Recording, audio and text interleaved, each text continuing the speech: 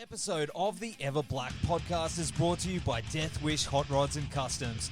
Check out their Instagram for all their new t-shirts, caps, beanies, cups, and the all-new Atomic Death lineup.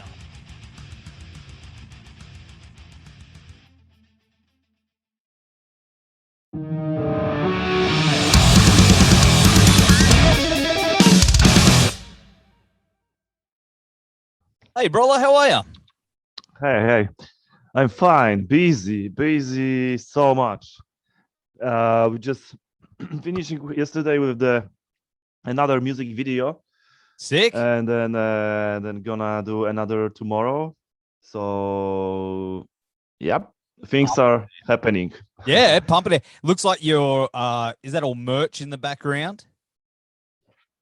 You keep yourself busy with all the merch and stuff, is that Yeah, there's the merch, there's the CDs, some strings and everything.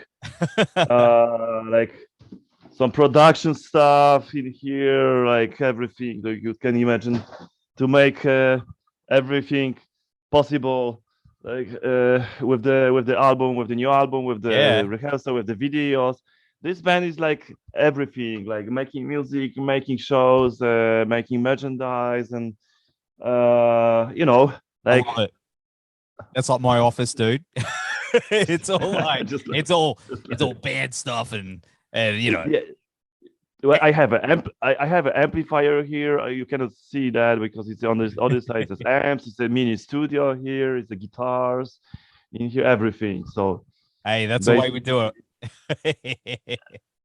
Well, that's cool. It makes me happy. It makes me happy so much. Like I can keep it going with that and do what I love, and that's what's important, dude. Absolutely. Because if you surround yourself with things that you love, exactly. It's like me. And together, action figures. Yeah, I can see like wow, tons of Evil Dead. Yep. Cult leader. What's a cult leader? Cult leader. Have cult you heard leader, that? yeah. Dude, such a great band. Great. They're a band from the States. And that album there, they toured here for that album, and it's called A Patient Man. And it's one of the fucking most intense albums I've ever heard in my life. Nice. I need to check it out. Dude, seriously, check out Cult Leader. Like, they are now one of my favorite bands. And they're not like massive, but they're just, when you just get an album and you just connect with it and it's yours. Yeah. Yes, exactly. Yeah, that's the way. So, of course. Well, thanks for joining us on the show, man. It's good to talk to you again, dude. It's been, 2017, 18? Andy Colt. So it's been a little while, dude.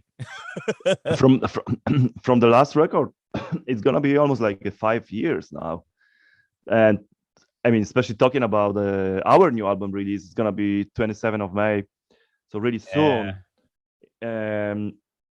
We're supposed to actually release this album, Cancer Culture, last year, but because of COVID, because of some issues regarding printing the vinyl, and it just Nuclear Blast just moved our date of premiere for next month because of some of the reasons, some of the issues, and then we have May right now, and anyways, it's good. We are almost there with the new record. Close. It's like it will be almost 5 years after last album, but I think so many things changed, so many things happened in the band, but finally we're feeling really strong. We're feeling really it's a great chemistry between the members, and we have a strong album. We have good relationships in the band and with the crew. So we are ready. We are come back from the ashes, and we're feeling really, really stronger, more experience, and just ready to kick your ass. Man, so fucking hard. Talking about that, this new album, Cancer Culture, I'm calling it now. Like, I love the fuck out of this album. Like, I feel very lucky that I've heard it. Thank you. It is a very strong contender for my #1 album of the year, if not top 5 at least. It's What? fucking, dude. Yeah. I've been listening to it on loop, and it's man, like there's so much to like about it, and I can't even squeeze it in. Like, Thank you. you guys got to be so proud of this record, dude. I mean, we are really proud of this record, and I mean, it come out with so many flavors. Like every each song is different, and Yeah, and we come back more for death metal, for a more classical death metal sounding, but not only for that, because we have also a few more progressive songs like Iconoclast with Robb Flynn and guessing in vocal, yeah. and also Hello Death with Tatiana from Jinjer.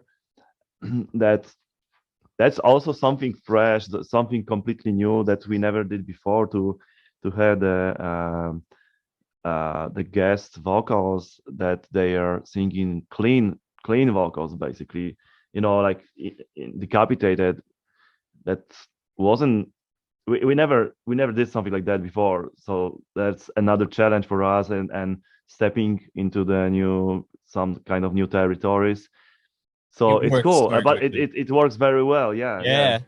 Man, Mm, what was the moment that you guys went, look, let's explore some of that melodic, melody and stuff like that? Because I mean, you guys have always been known to just be savagely brutal, but you've yeah, always had it in there in the guitars and the melody. You know what I mean? But I vocally, know, but I mean, we've been always like this kind of aggressive, brutal death metal band, but um, maybe like last two records was like more like groovy for the most of the songs. Mm. Like talking about songs like Earthscar, Kill the Cult, or Never.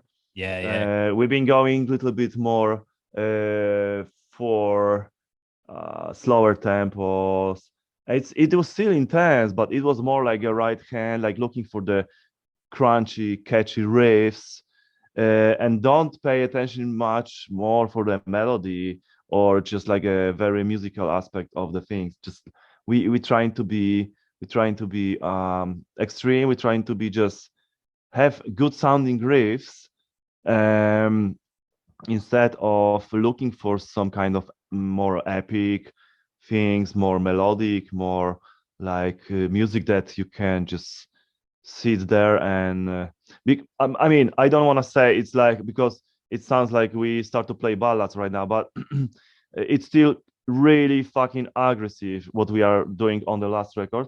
But amount of melody, it's it's huge, and it's we didn't deliver that much music yeah. um, since, I guess, first album, because the first album, Winds of Creation, um, it was really melodic album. It was like Yes, yeah, yeah, yeah. main thing was the melody up there, and then we switched for the next albums for more. I don't know how to actually.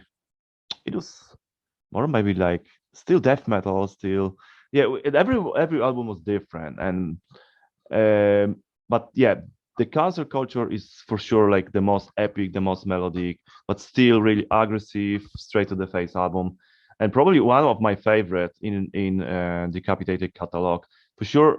Probably the favorite since Organic Hallucinosis came out. So I'm Oh, really proud. you Yeah. should be, because that's why I said I really like it. Man, I loved Anti-Cult. Like, that album was like huge for me. Like, I think I It told you was. last time, I was like, it's just one of those raging albums. But this one, it's got, as you said before, it's got so many layers. It's got so much going on. You can Mhm. definitely tell that the band has evolved even more, and you're pushing your own boundaries.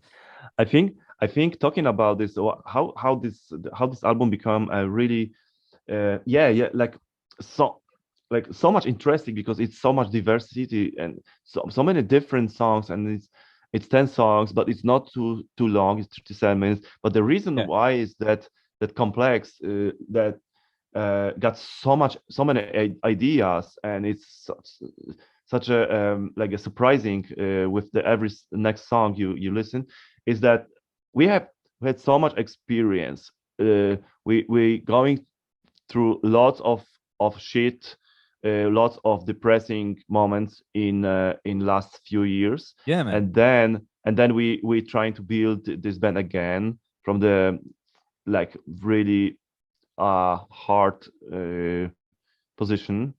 And but also we have so much time to make the riffs, make the music, because the COVID times, like 2 years without the show. So we didn't play tours almost at all. We did maybe 10 or 12 shows last summer, and that was it for 2 years.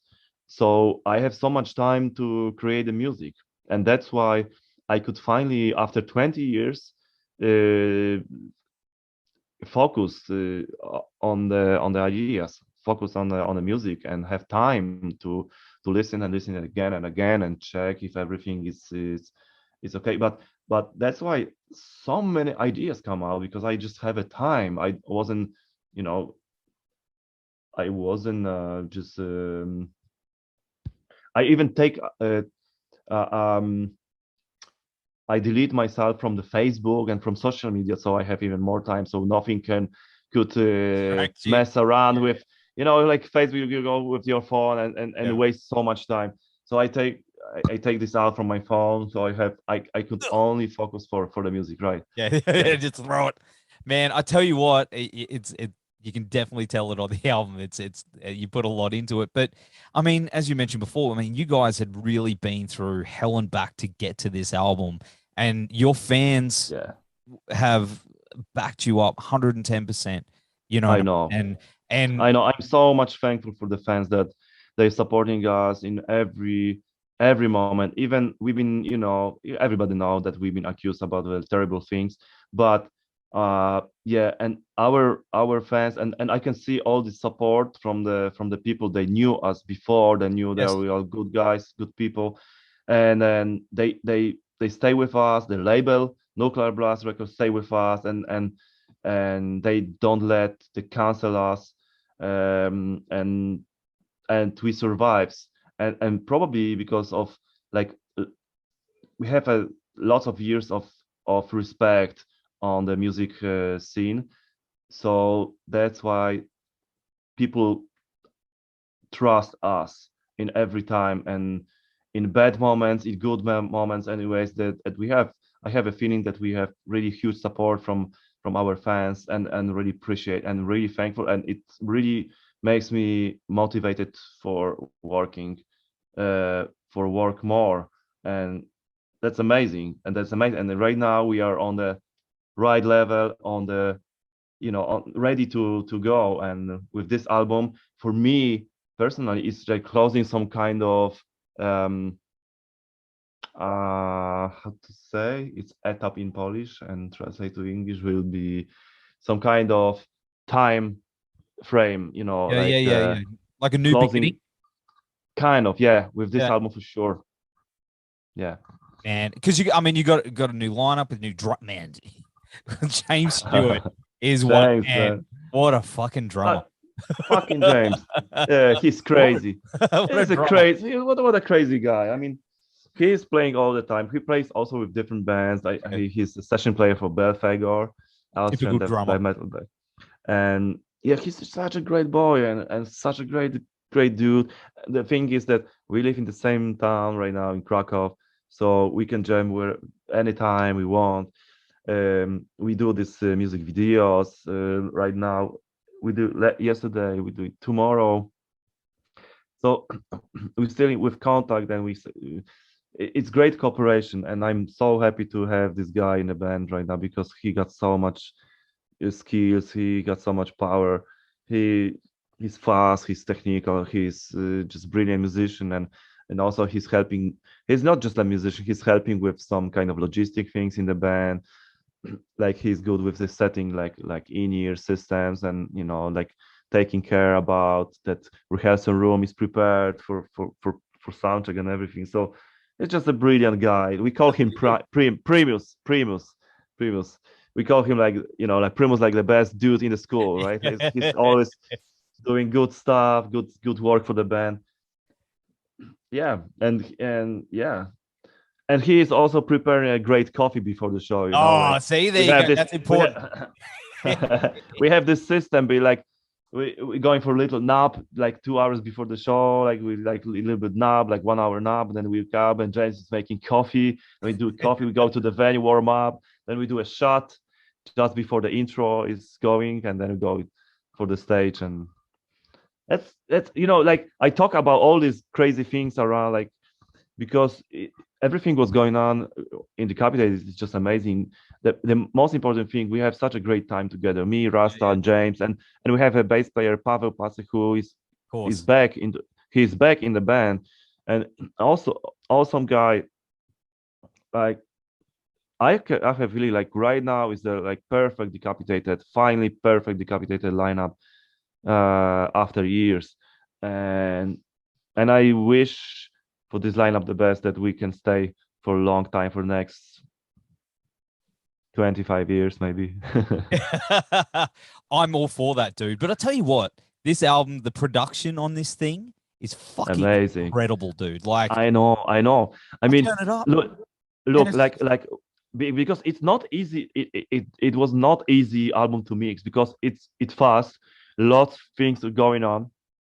The guy who recorded this album, Tomasz Z. Zalewski, my friend, lives 1 hour from my place. He recorded, and he said, like, if he would need to be mixed this album, he will be like, holy shit, like, it's so much work.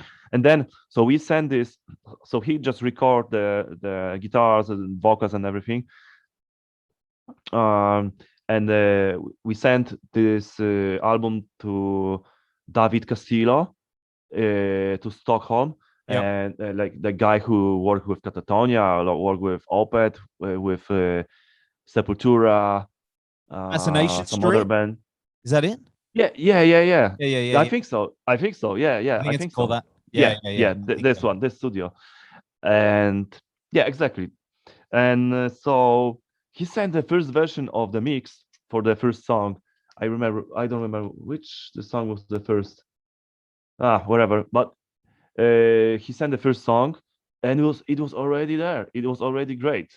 We just rare. With the mix, we changed just two things. Like, we just changed like a little of guitars, because he was like, for me, it was like a little bit too much high end on the guitars, and then I would put vocals louder or quieter. I remember that's two changes, and that was it. And that we have a mix, which doesn't happen too often. Like, with the mix, you always fighting with the producer, like it's a war. And this time was so good. And the thing is that it's sounding so good because I mean, it's a live drum kit. It's just a microphones and no trigger even on the bass drums. So it's all microphones. And David Castillo is a master of doing this amazing live sound from the drums, and it's amazing. You don't have this plastic sound that it can punish for if you listen the album for longer time. Like in the 4th or 5th song, you're already tired of the too much intensity, and here is like the production is breathing, like the drums have so much air, so much space, and it's just like lots of low end on the bass drum, but it's just like it's alive. The production is alive, kind of, and it's good way of putting it. And for the first time, I tried different amp, and it's LMC amp from Gdańsk, Poland, which I will have my signature model coming out soon. So I need to say about that because I'm so excited. Like having your own signature amplifier. It's huge.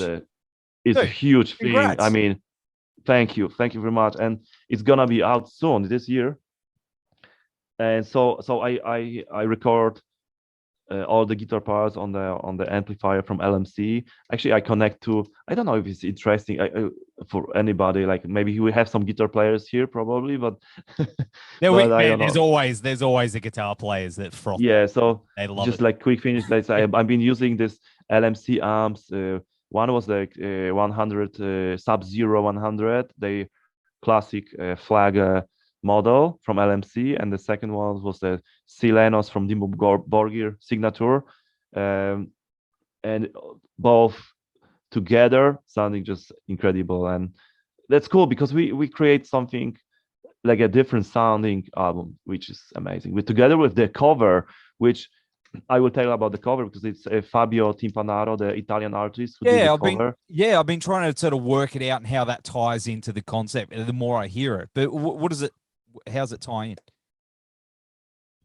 Yeah, so this time we didn't try to do cover of the album in the classic way that you send the album title and you send the lyrics and music, and some artist is creating art for that, because it's really risky. Like if artists start to work on it and you don't like, then it's the issue, and you know the things going in the wrong direction.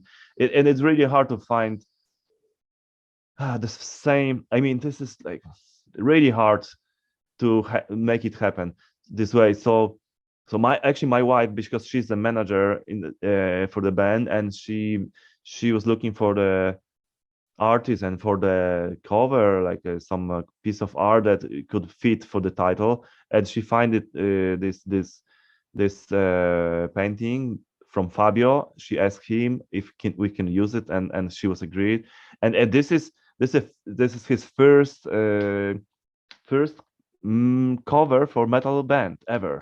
So he never worked for any of the artists. It's the first time. So that's why it's also like make this album quite unique, because I know that many bands like from the Clara Blast or for different, that they are using the same guys. Like you can see, like you can recognize, oh, this is Seth, this is you know, like there's a few guys they doing for each band, which we're trying to avoid this time. Like we want to have something which is completely ours, talking about production, about the sound, about the gear in the studio, about the cover.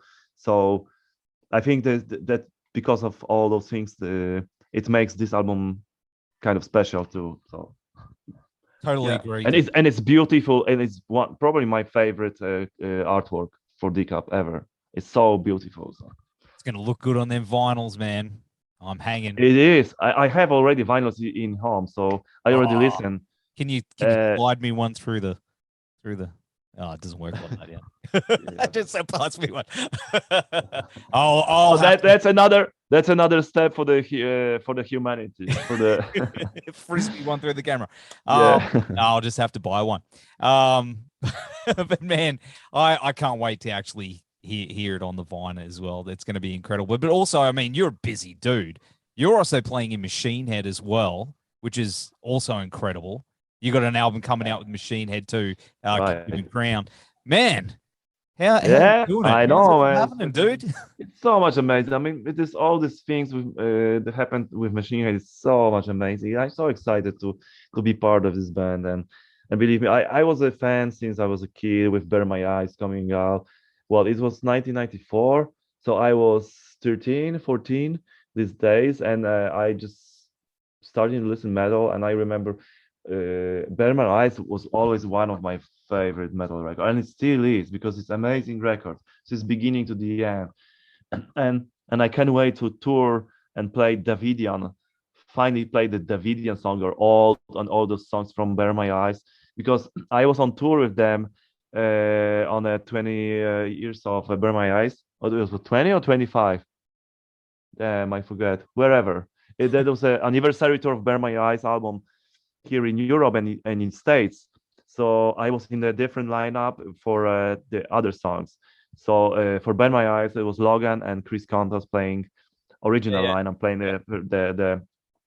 this album, and I have occasion to listen to this album every night live on the side of the stage with the drink or with the beer, and it's just so amazing experience. And I had to say I learned a lot from Robb and from the guys, and it's such a huge experience that also makes I'm sure it makes Decapitated album better because of this experience I took from like playing with those guys on big stages for many for many shows. It inspired me, and you know, in some ways I became a different guitar player as well, because you know, in the Machine Head you need to really, I mean, this is not the easy stuff to play. not an easy thing. Some songs are easier, but some songs are so fucking hard that even we don't have this stuff in Decapitated, I have to say. And then like especially like the left hand, there's so much melodies, there's so many solo parts and stuff like that, like crazy riffs and key change and everything. So it's actually turned my way of thinking about my songs, like just like Decapitated changed because of me in Machine Head for sure.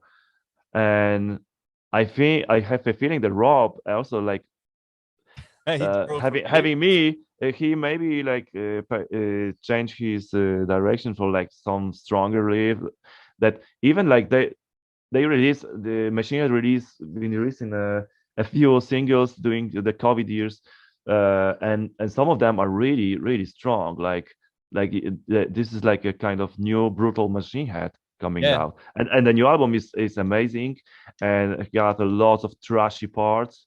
So it's kind of like coming back for Bare My Eyes plus the Blackening. Oh. You know, like yeah, it's really is an amazing album. And yeah, I do a little cooperation with that, like putting my solo parts for 8 songs plus 2 songs I actually based on my riffing that I sent to Robb. And yeah, I feel like part of the band. So I can wait for tour in September, October, Europe. And I hope, you know, they come back to Australia because we're supposed to play this. We're supposed to play that tour. Burn My Eyes is supposed to be in Australia, and I never been to Australia Machine Head, obviously, but I know that they're doing pretty fucking well up there, right? I mean, do you know? I'd love to see both tour here, man. Keep you real busy. It would be cool to do like a Decapitated and Machine Head tour in Australia. Fuck, take all my money, man. Just take all my fucking money. I'll sell all my shit here and I'll give it all to you because that would just be the greatest thing in the world for me. Yeah, I just hope that Robb will not do like 3-hour show because then I will be. They'd have to wheel you home in a stretcher back to the hotel. Exactly. Yeah. And more of that coffee. But has there been talk of maybe, because I mean, it has been a little while since Decapitated have been here. I mean, has there been any sort of plans in the work? Oh yeah, I mean, we wanna. We are trying to book the Australian dates for next year. Excellent. Because we have a new album and we've been thinking about do something like Australia and connecting that with maybe Japan, Australia, and maybe some Asian countries between. So definitely, yeah, we want to come back to Australia and do finally like proper show because right now we know how to do it. Like we have a great light engineer, we have great sound engineer, and I believe we became a better band live, and we have Jaymes on the drums and stuff like that. Shows are different. Believe me, it's everything is tip top right now, and I wanna bring this show to Australia for sure with the great light show and the sound and everything, and with the new songs, and also with the old songs because we have 25th anniversary this year, which we already do tour in UK, playing the shows with the older songs from first 2-3 albums, and it was just fucking amazing. Mate, we got to do it. You got to bring that down here. I need it. We need it. I know so many of my mates are just like climbing up the walls for a Decapitated tour because you, not just that, as a player as well, like, man, people love you guys down here. So let's do it. Next year we'll be there, lined up, ready to roll. Let's do it. We're gonna do it. We're gonna have fun. And yeah, it will be just like amazing death metal show for sure.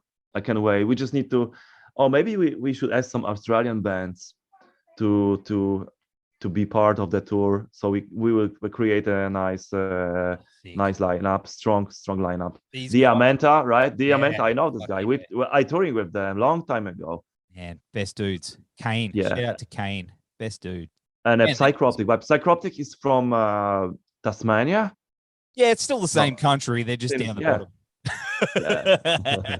All the way down the bottom. They're good dudes too.